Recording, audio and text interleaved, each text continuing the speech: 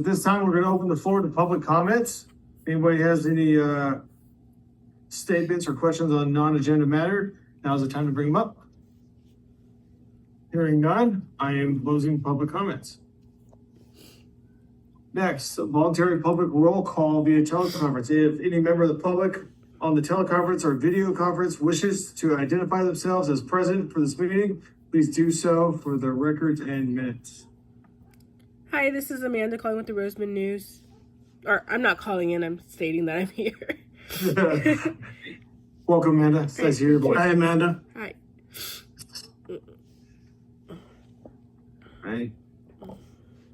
Consent calendar CC1, review of the check voucher register dated May 20th, 2025 through June 2nd, 2025. Any discussion? Questions? Okay, can I get a motion to approve CC1? Second. Motion made by Director Linden, second by Vice President Washington. All those in favor say aye. Aye. Aye. All those opposed? Motion passes 4-0. Minutes M1 through M4, which are the Finance Committee, Wastewater Committee, Policy Committee, and Water Committee.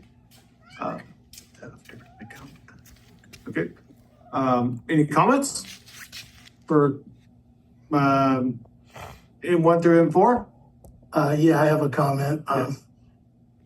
Process of approving committee meeting minutes in a regular board meeting involves certifying that the minutes accurately reflect the discussions, actions, and decisions made by the board. With that said, were there any decisions made in a committee meeting? No, you can't make any decisions on committee. Okay, in particular, the policy committee discussion number 3? The committee like a recommendation. No. Yeah, and then it'll be brought to the You board. can I have a was just trying to make sure of that. That's Okay. exactly what it is. I was just trying to make sure of that. Okay. Yes, no decision. All right. For only recommendations. Let's see. On work there. There we go. All right. Anybody else? Okay, do I have a motion to approve M1 through M4? Motion made by Director Glenn. Do I have a second? Second was made by Director Webb. All those in favor say aye. Aye. All those opposed, motion passes 4-0. Public hearing, PH1, confirming the assessment and ordering the levy for the landscape and lighting assessment district number 2 for fiscal year 2025, 2020, or 26. General Manager Kim Domingo and Charmaine, Studio MBS presenting. Thank you, Mr. President. Staff recommends that you open the public hearing. Okay, I will be opening public hearing. It is 6:06 p.m. on 6/11. I will provide the staff report, the brief presentation. Okay. And I'm going to read from the staff report into the record. Lighting and Landscaping District Number 2 was formed pursuant to the Landscaping and Lighting Act of 1972.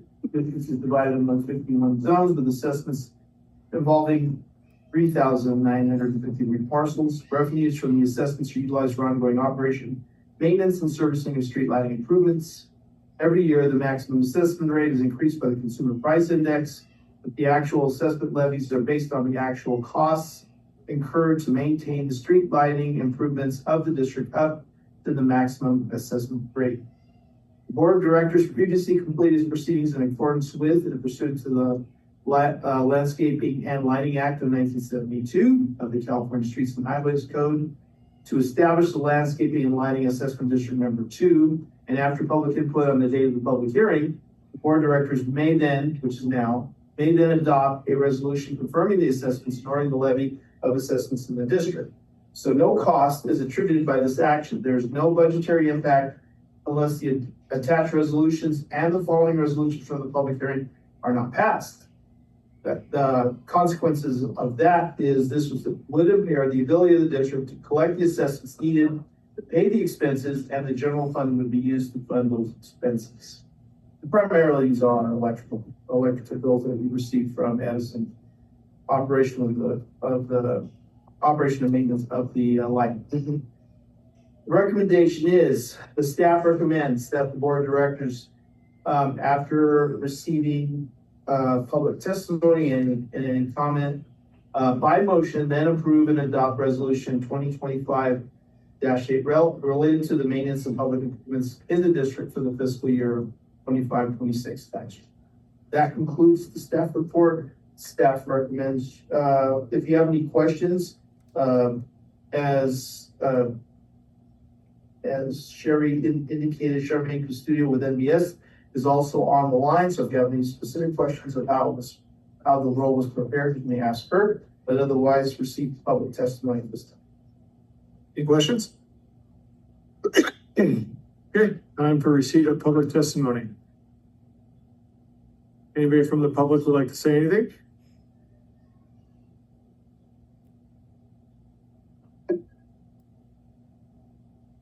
Hearing none, I'm going to close the public hearing at 6:09 p.m. All right. Public hearing 1B, adopt resolution 2025-8, confirming the assessment and ordering the levy for the landscape and lighting assessment district number 2 for fiscal year 25-26. Do I have a motion? Do I have a second? Second. Motion made by Director Glenn, second by Vice President Washington. All those in favor say aye. Aye. All those opposed? Motion passes 4-0. New business. New business 1, adopt resolution 2025-9, amending the administrative handbook, adopting a revised director conference, seminar, and training expense limit policy. 3060.2.2. Presenter Kim Domingo. Thank you, Mr. President. And I apologize that this did not go through the policy committee first. But what ended up happening is we're starting to schedule and pay for a lot of the conferences. And the current policy is for $6,150 per director per fiscal year. It's been the same amount for the last 18 years. And the new budget, it has in the budget you approved $10,000 per director. So it actually is contradictory to the policy. So we just did a quick analysis of what the adjustment increase is on an annual basis. What that increase was. It's about 2.7% over 18 years. So it's consistent with inflation. So what this does is, if you approve this resolution, it will allow us to amend the expense limit from $6,150 to $10,000 a year, and it'll be consistent with with the approved budget that you did last two meetings. That concludes my report. All right, discussion. Yeah, I have a quick comment more than 18 years. That was the last time it was, that's ridiculous on who's ever part. I don't know who. So what I would ask is that's the same way when we had our director fees. We're not trying to make money, but we should do things for it, or we don't go from here to here. 18 years, I don't know how I got past it, so I would ask. Yeah, we briefly discussed this in policy committee, real briefly.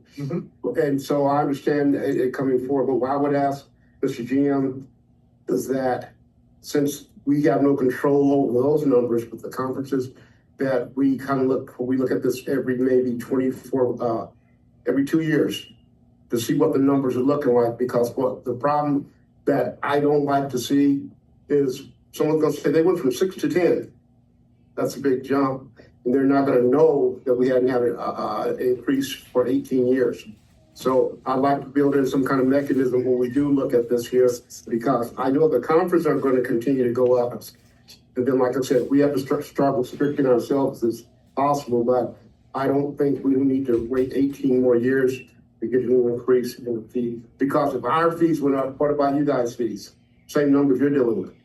And how are you guys attacking your numbers as far as keeping your people up to date in both places? So that becomes a work, I think. So maybe we can look at it where we look at it every 2 years. We look to see what the numbers are at. If they're fine, if they're at the number, so be it. But I don't want someone to say, well, they went from 6 to 10. Why? Just to go out in a good time, because they're not going to remember. It may not be said that we haven't had conference fees increase in 18 years. I saw that in the report. I said 18, that's a long time. But that was the same problem when we went up on the director's fees, when we had held steady for a while. And being conscientious of the dollar is one thing. Being fair about a dollar is what I'd like us to think about here.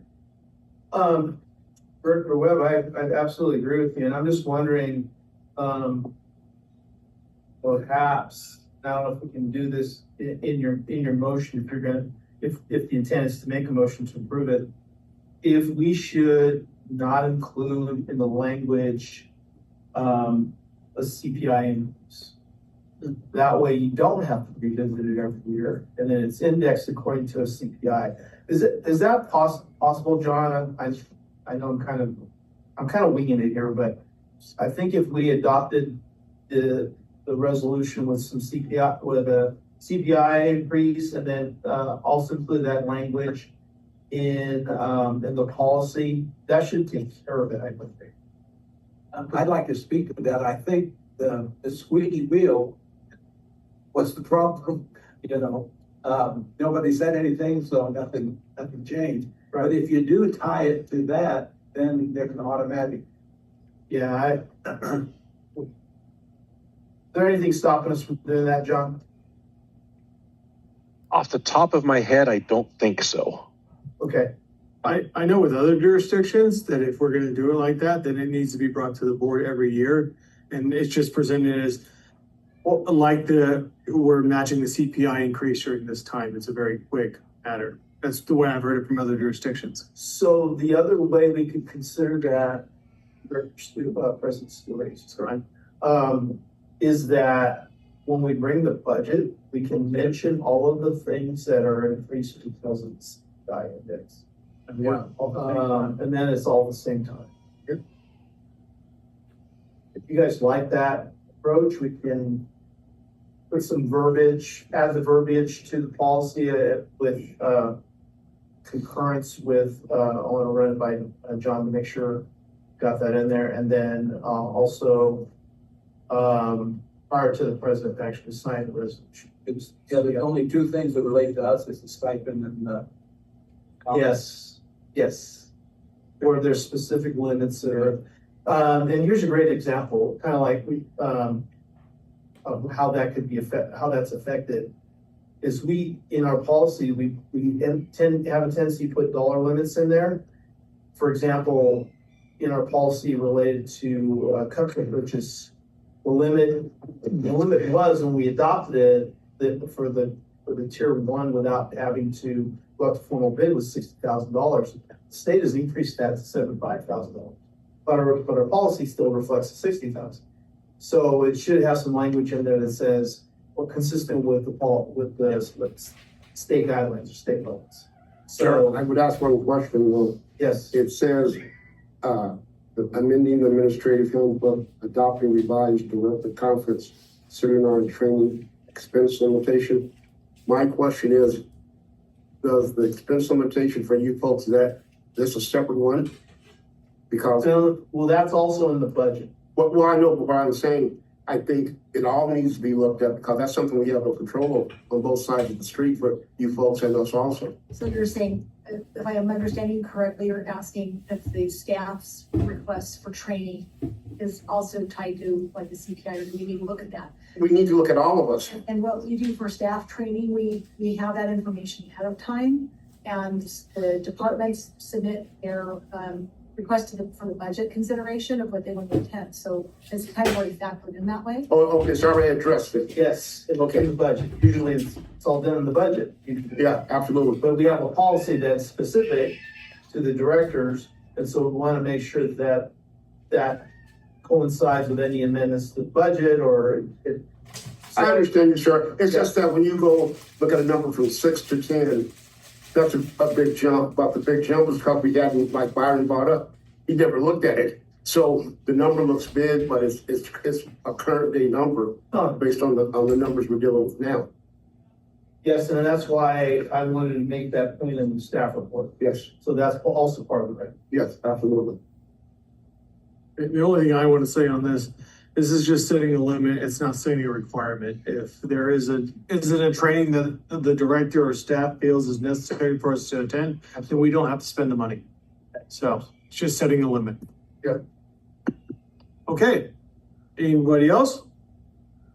You have a motion to approve MB1 With some language. with the language that we later determined between legal counsel and our general manager at that time. Motion made by Director Glenn. Do I have a second? Okay, so real quick here. So we're gonna approve it with the additional information. What is it? Subject to working out. Yeah, the additional verbiage to you. Yes. And then the And president. then the president will sign after we've worked that out. Gotcha. Okay, I second. All right, second made by Director Webb. All those in favor say aye. Aye. All those opposed? Motion passes 4-0. Okay, time for closed session. Do I have a motion to go into closed session? Motion to go into closed session. Motion made by Vice President Washington. Do I have a second? Okay. Second made by Director Webb. We are in closed session at 6:19 PM. I take my treatment tea test. Oh, really? Yes. Hey, let me show you something right quick if you ever hear this term. You know what condition-based maintenance is? Yes, It's sticking your ear to hear those bearings and those bearings. Yeah. exactly. Also, rehabilitation. Yeah. Yeah. So that's not a fancy word. They're supposed to resign on the guy. They got on the race team. Come on. That's the, Come on, John, think about it. there's a bar. We gotta go work somehow, but. Hey, John, we can't take it with them. And then my plan after that is I'm gonna get the building inspector London to take that. John, here we go, good job.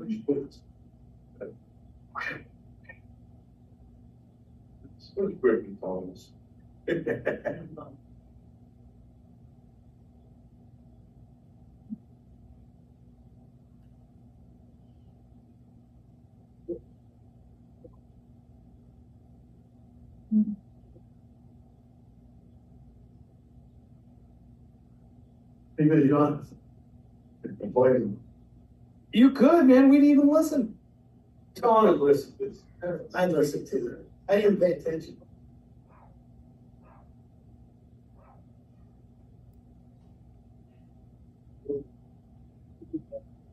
My wife caught me on my rotation of responses. It's cool, crazy, awesome. Hey, Amanda, just so you know, they went into closed session and we will unmute when we come back out of closed session.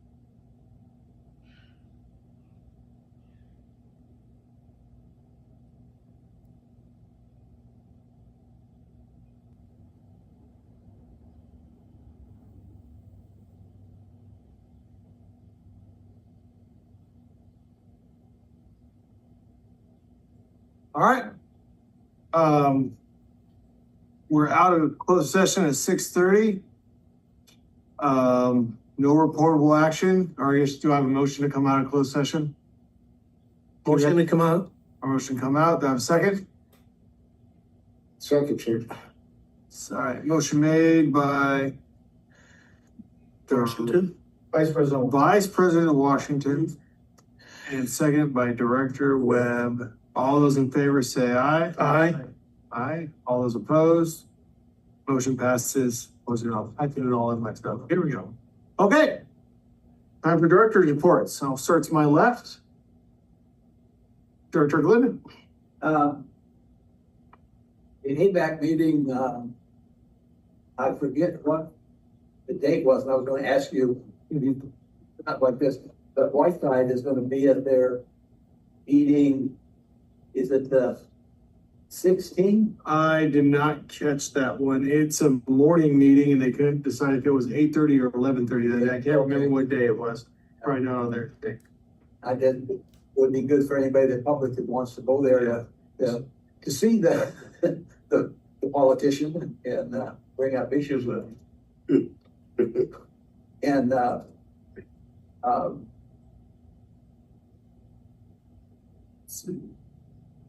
was the one thing I was gonna talk to you about it privately, but. I did not get. They don't have You were anything. just going through it real fast at the end. Yeah, it was pretty quick. I didn't catch it, but I heard them talk about the time. They mentioned the day. But anybody who might wanna find out, he's gonna be there and I guess take questions basically about water, validate his position on the best he represents that one. The congressman. Director of Administration, Sherry Tipp. Thank you, Mr. President. We had a total of 18 residential services disconnected for non-payment in June. We mailed out a total of 90 pending shut-off notices today, which is down by at least 15 or so. To give you an update on our blood drive, we had a total of 23 donors. It was down a little bit. Usually we average about 30-ish, 35-ish. But that same day was the Roseman High School graduation. So graduations were being held throughout the valley too. So I think that kind of tempered the attendance a bit. And just a reminder that the district office will be closed next Thursday, June 19th, in observance of Juneteenth. That was a recognized holiday that was approved in the MOE. And that's the end of my report. Very question. Yes, When a person gets disconnected, that means they're cut off. the water is turned off, yes. Do they have to do a new credit application and all that stuff? We do not do a credit application. We So, no longer do that. They have to pay all fees. There's a $45 connection fee that they would pay to get water turned back on, plus their outstanding fees. okay, so okay. Balance plus $45, correct? So, question, so we're closed here, so if they got their water cut off Thursday, We do not shut off, when we're not gonna be in the office, right? correct. We do not shut off when we're not gonna be in the office, so they could. Okay, a guy came up to me at the gas station, he was telling me that he had to pay, well, I guess the money part makes sense, but it took him like 3 days to get his water turned back on. I said, I don't know about this one. Not if you paid his bill, is it? Huh? Not if you paid his bill. Yeah, that's what I'm saying, but he said he had gotten cut, but I was saying, no, I said, the office is open, you pay them, they'll come turn it back on. If they pay by, our cutoff time is usually 4 o'clock. Hmm? The cutoff time to pay to get it turned on that day is 4 o'clock. Cause I remember you had said once before, you don't cut off, we don't cut off people's utilities if we're not gonna be. We do not any shut offs on Thursdays. Okay, cool, right. Now, of course, I won't see when you get at the gas station. Okay, thank you. Last but not least, Director of Public Works, John Allen. The John. Just a little information, you guys do have the packet running for the last 2 meetings, but, we had a job walk over here on 25th and Holiday. The new track starting up, they've already started their groundwork. We had another 90 homes there. I received, today, Tim, I received a little survey request for that project from, DR Horton. Moving forward. How many houses is that? The first phase is 258 homes. That's on 50th Street and Holiday. 250, ooh. Who would have thought we'd be selling $500,000 houses in this community? How long is that will serve letter good if they don't? It's good for 1 year. Good for 1 year. Hey, John, I wanted to talk a little bit about water theft. We talked a little briefly about it. You guys come up with any more? That's really been on my brain. Any more ideas on how we can combat that? We've been doing a lot more patrolling. We have had quite a bit of community people calling in and letting us know. We had shut down a few hydrants out on the outskirts, but we notified the fire department. Other than that, that's about all we've done so far. Do you think maybe we could get the word out in the newsletter? You think that's a good idea, that there's water theft going on around here, or A bad idea. would it make sense? I'm guessing, I may be wrong, only people going to those hydrants are the fire department and a water truck for development, correct? Correct. We can't put some type of lock on that and they have to come through RCSD before, which the fire department can have their own. But any developer, contractor, they need to come see us before they start taking our water. Yeah, we've investigated the devices you can put on the hydrants to lock them out. We have not costed that out we're still evaluating we're not really evaluating. What we're doing is we're recognizing we have a problem, but where do you put them? Do we need to put them on every single hydrant? We may need to. It's gotten to that point because people are blatantly, and we're not even doing it. We're not even trying to hide it. They're filling up at the hardware store. Yeah, behind the hardware store. I went and talked with them about that. So to buy locks for the entire system. That would be tough. Would be an enormous endeavor. So. What do you think about non-visible areas? Those way backwoods? And actually in some cases, we started out by shutting those hydrants down. Yeah, like on Castle. Yeah. And up here off of And then 35th Street, going to the tank, we shut all those down. Yeah, so we started with that, having to coordinate with the fire department. You can shut them right back on, huh? It should In the event of fire or something? Turn okay. on valve in the. Good. Is that a quarter turn ball valve or is that a? No, those are they're bigger. gate. Gate valve. So it takes some I time. like that, yeah. I'm surprised. So it is an issue. I mean, it is an absolute issue. Large amount of water. And we appreciate the public reporting it. But it's trying to figure out, what's the best strategy. Yeah. Because again, if you want to buy locks for every single one of it, it'll be a lot. It'll be a Because lot of money. there's multiple nozzles on these things too. So but locks on both, so it's not just one lock for. And you're not talking like padlocks with clasps. No, we're talking about some beefy, the ones that'll actually work. You put padlocks with clasps, It's bolt cutter. there's bolt cutters, they'll get it. But another thought, and this is just what I think about it. If they don't get it out of the hydrant, we don't want to piercing our tanks either. And some of these people here, they go over here with a 2,000 gallon tanker, but we don't seal the backside and load it up, just pull away and end up risking our cascade now. So maybe this is something we gotta ask the sheriff's department, along with the fire department, come up with some kind of strategic plan to help address it. Getting the word out to the public's the big thing, but I remember for a while, the CHP was monitoring and they would see if their trucks were overloaded with water and they were doing that. So maybe we need to start talking to the CHP again, telling them water depths are going up again. But again, how many hydrants do we have? How many places can we be that becomes a tough part? Might I have a suggestion? This is a big deal. I suggest that this get referred to the water committee because, no, the policy committee. Policy committee, the reason I say that is because I don't think that our deterrence in our ordinance is stringent, right? Penalties for stealing water. If we catch them, right? I mean, we just don't have any, there's nothing there. It's like, what's the recourse? There really isn't. Right. Recourse, right? And it sounded like we would have to actually catch them in the act of doing Exactly. Before that. it, not just being in the area.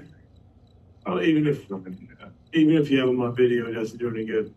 Right, because it's the, Trail cams don't count. so it's John and I have talked a little bit about it, but not extensively. I think it would be nice to get some input from you all as well. And anything we do, we have to get it approved through the fire department. Yes. I think if we start with some type of enforcement when we find out. They may have some ideas. Just get the word out to people. I mean, letting people know if you see someone up. Well, the other part there too, if you said you were done buying Carl's. Yeah. That's pretty bold. That's right in the middle of town. Well, I mean, and it's a real cost to the community because, we're pumping the water. So when we Bill, when we apply the rates, the power that we expended and the cost that we expended to get the water out of the ground for somebody else to steal is gonna get passed on to our customers. Basically, if you see something, say, Here we go. Yeah. Yeah. One other thing, want to talk a little bit about the graffiti, and I mentioned it prior, where they went crazy down Diamond Street with a can of spray paint.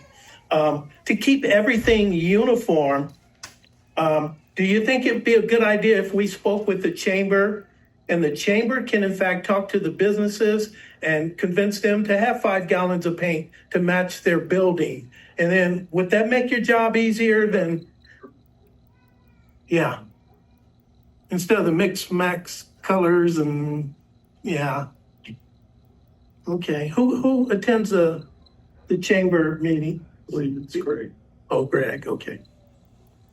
All right, that's all I have. Know you had a lot of work down there on Diamond. Every year about this stuff. All right, worse. Has anybody got anything else for the good of the meeting? One more thing. Yes, sir. I'm You're fine. running my mouth here. Please. How does Kern County work with RCSD in terms of graffiti abatement? Isn't that something that they provide? We pay for, or? I can put that in the county over graffiti. Cause it seemed like I heard them talking about all the graffiti They do. removal they do around here. I don't know where I heard that meeting or RMAC meeting or something. They do their own property.